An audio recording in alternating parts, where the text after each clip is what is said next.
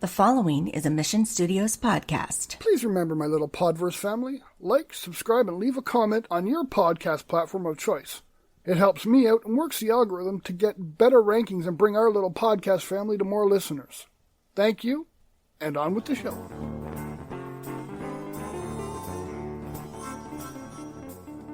Welcome to the Podverse podcast. We like to stir up minds, emotions, and thoughts. Episodes will be emotional, some will be a bit comical, and everything else in between. But all will have a message and be given from the heart. So sit back, get comfy, and enjoy the journey.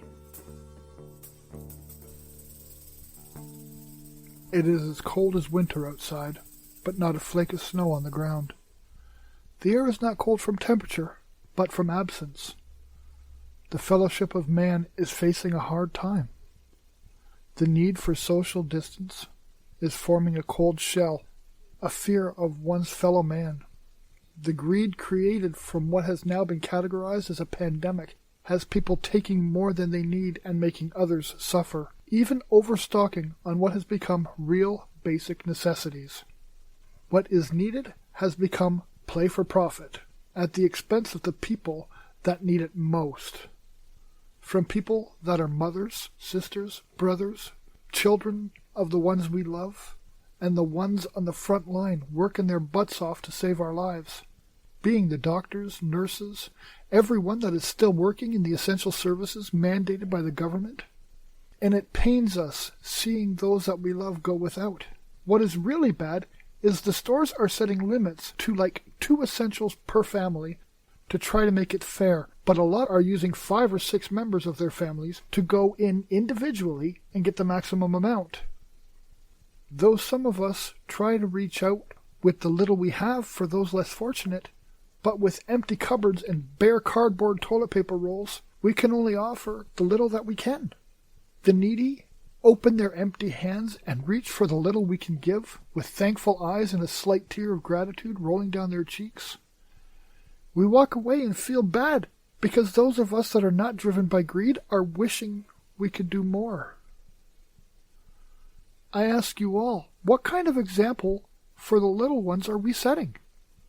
Families walk in to get supplies and food for their families, and they return home with near empty bags because someone out there took 5 or 10 times more than they needed.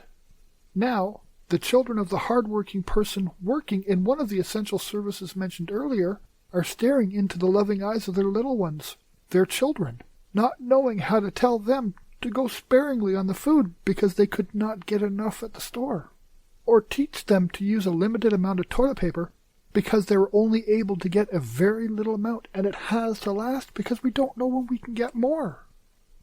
Sure, people joke about using old socks and stretching the 3-year-old bag of elbow noodles they had on their shelf, trying to relieve some tension from the situation with jocularities. But these are people that are our futures.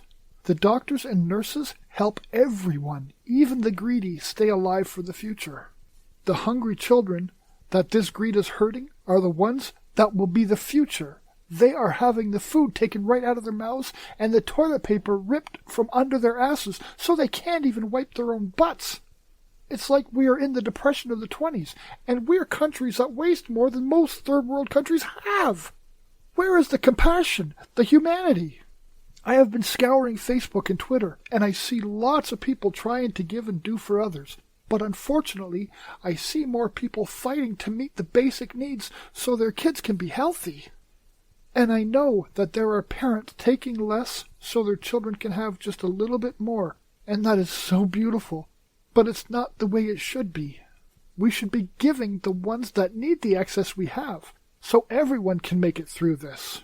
The problem is, if we do not work together, it doesn't matter. If you hoard, none of us will make it.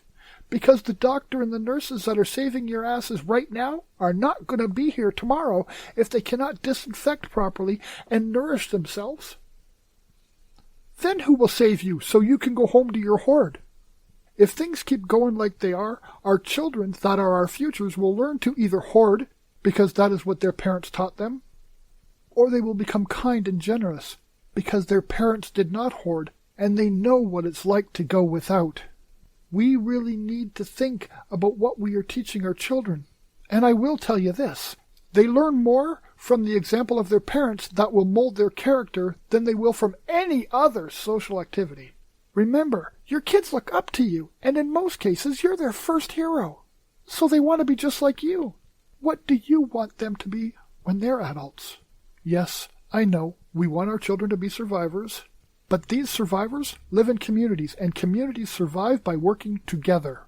This is the time that we need to work together. We need to pull on our heavy work boots and go out into the muck and trudge through, making sure our neighbors are okay. If you ever become down and out, would you want your neighbor to be there for you if you needed them in an emergency? Well, tell me this.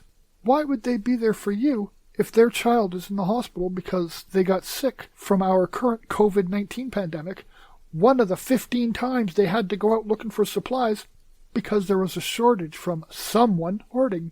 Do you really think they'll want to help you? Do you think a roll of toilet paper or a bottle of hand sanitizer will save you then?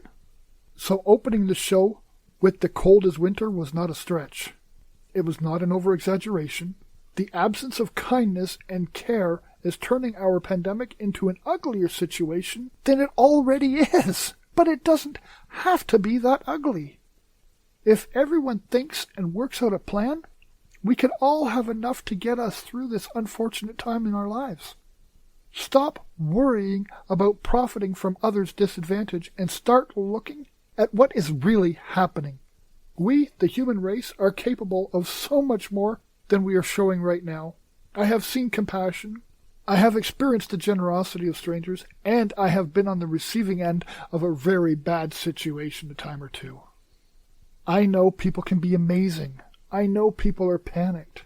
Let's just take some time and think through what we are doing and make correct decisions. Working together and understanding what is happening is of the utmost importance.